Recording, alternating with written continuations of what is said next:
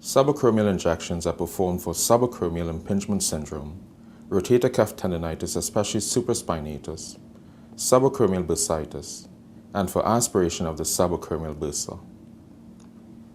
Have the patient sit at the edge of the bed with the arm hanging off the side. This will help to open up the subacromial joint space. For the posterior approach to subacromial injections, palpate the acromion process. Identify the posterior border and the posterior corner. The entry point for the injection is about 1 centimeter below the posterior border and about 1 centimeter medial to the corner. Using a retractable pen, mark the point for injection.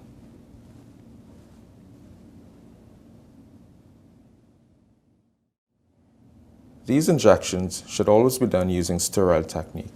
Scrub the site and then clean in an outward fashion.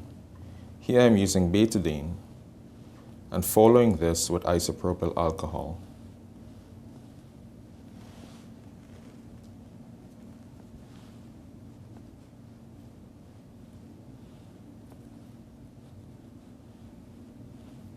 A no-touch technique is used, meaning that once the site is cleaned, it must not be touched with anything but sterile needles. Here I have a 22 gauge 1.5 inch needle with the bevel facing upwards.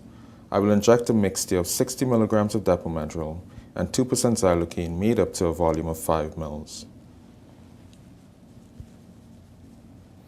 Advance the needle through your mark, aiming anteriorly, medially, and superiorly towards the underside of the acromion process. Advance it to about 3 centimeters. Always aspirate to ensure that you're not in a blood vessel, then inject the solution. This should go in freely. If there is any resistance, withdraw the needle and adjust accordingly.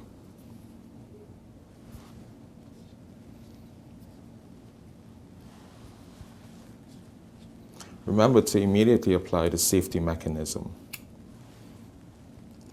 Dry the site and then apply a bandage.